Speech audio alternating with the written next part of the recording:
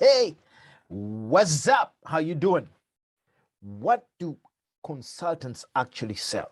What do consultants bring to the table? In today's video, I'm going to give you 13. That's right, 13 points of what consultants and or coaches bring to the table and how you should be thinking about what you sell to the people who desperately need your service. Okay, I hope that you're out there doing what you have to do. You have the audacity to create a life on your terms. Most importantly, having a positive impact because we need it in life right now. Perspective number one. Point number one is you bring perspective. Okay, you bring perspective on how people should run things. If you, whatever it is, whatever subject it is, because you're a subject expert, you bring perspective of the other things that other people might not be able to realize because they're in the kitchen, they don't necessarily know what's going on the outside. Next, number two, you bring implementation. Okay, a great consultant helps whoever their client is to implement. Okay, because you guys know that I think you see on my wall, I think one of them is execution. Implementation, execution is usually the gap between people who have great ideas and those who are actually executing on those ideas is to implement. Okay, the difference between those who are making it and those who are not is implementation. So you bring implementation to the table. Next, you ask stupid wisdom questions. Okay, yes, I know stupid wisdom in the same sentence, but yes, you ask the stupid questions that get these people to think differently. Why? You're not part of their daily life. You're not part of the industry norms, so you don't know the industry limiting beliefs, for that matter. So you come in and ask questions that actually get these guys to realize and or to become aware of some of the things that they might be ignoring. Okay. Next, what else do? You actually have fresh eyes. Fresh eyes to look at different challenges, fresh eyes to look at different problems. And those fresh eyes are actually going to have the effect of bringing fresh ways of dealing with ideas. Okay, every time that I had an opportunity to go into an organization and be able to turn it around and help them to make more money with a happier culture was because I always brought in a fresh eye and looked at whatever challenges they had in a different way. One time, several times, not just one time, several times over the last 18 years, you'd go into a situation, the guy tells you, you know what, it's a team building issue. My team is not great enough as a team. But when you look at the team and the dynamics, you realize it's actually not a team spirit issue. It is a team formation issue, or it is a culture problem, or it is a leadership problem. All right. But you can only do that if you do bring in the fresh eyes side of things. Next, what else do you bring in? Specialized knowledge. Okay. Especially if you are a consultant in an industry that you love, that you care about, that you're passionate about, that you've started in, that you have actually been part of. Of course, you bring in some specialized knowledge, which otherwise would be lacking in some of the leadership and or management team. What else? You bring resources. As a coach, consultant, speaker, your number one greatest asset would be the resources you come with. Okay. What else do you bring to the table? Okay. For many a year, I used to collect a lot of information, a lot of audiobooks, a lot of videos, a lot of stuff. My library is great. Well, it is in two parts now because one part is in another part of the world, and there's some that I'm beginning to rebuild. But also, I used to know which books to buy for my clients. Okay, I never ever traveled to any of my clients and didn't buy them a book. I always bought them a book, especially a book that would help them to go to the next level. And actually, the guys who bothered to read those books got the biggest breakthroughs, because I would read the book, I would know how much it would change their world. I would present it to them.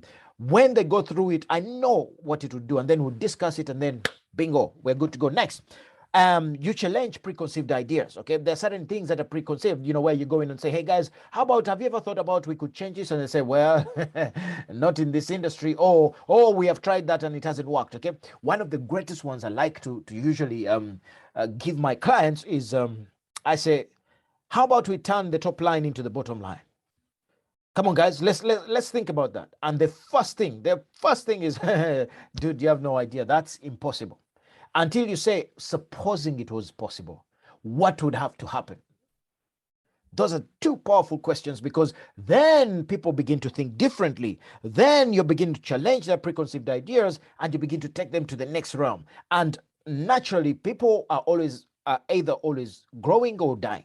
Now, if you bring the perspective of growing and they begin to see how possible it is, there's a certain energy of enthusiasm that kicks in, and then before you know it, bingo, they are beginning to produce. Next, number 8, accountability.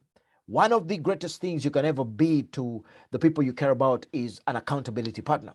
You must be a consultant who brings in accountability. You have, in my business, I have got a weekly report that my clients have got to sign in and tell me what's going on. Okay. The ones who actually make progress are the ones who do fill in the weekly report. Those who don't make progress are the ones who don't. It's just one of those things. Accountability is crucial. Next, you're cheerleader as a consultant, coach, speaker, trainer. You're cheerleader, because not all these guys get people to pat them on the back, especially the guys at the top or wherever they are. If you're in nutrition or wherever, you cheerleading them on and saying, hey, you lost half a kilo last week, or you're looking better now, or I like this. That is so important to the human soul that it is sometimes neglected. Next, what else do you bring? You bring motivation. Okay, you inspire these people, and I hope that you come with the right energy as a coach, speaker, trainer. One of the greatest things you must have is the power to use your passion to inspire greatness in other people. That will take you a long way in building your business. What else? Validation. Okay, sometimes these people just need to validate their ideas against yours. Okay, sometimes and most of the time, after I've done the initial pushing, and we've done the retreat, and we've walked on fire and done crazy stuff, the next part is we just sit and talk through ideas, because they are the owners. They are the owners of the company. They are the owners of the strategy and the vision and stuff like that. Now the next part is just for me to sit and listen and help them to validate their ideas, challenge their ideas, get them to think bigger. And that is the most beautiful part about being an amazing coach, speaker, trainer, consultant. Next, certainty. Some people at the top do not necessarily have certainty, and because of lack of that certainty, they end up not doing the things that they're capable of doing. Okay. Now, when you bring certainty and you speak to them and give them that feeling of, hey, we can do this. Hey, you can do this. You're able to do this. You can do this. It is possible. That certainty is important. Okay. If, I know some of them would just call me and say, hey, coach, I'm going to do this. What do you think? And I would say, okay, let's talk about it. Has it happened before? Yes. Can you do? Yes. Bingo. Let's go. Okay. That certainty is crucial to the positive results that you get as a consultant. Then finally, ass kicking. I would use another word, but I won't. Okay. You must be an amazing, super empathetic ass kicker. Why? Yes, sometimes as a consultant, you must kick their ass if they don't do what they have to do. Some of them pay you for that. Okay.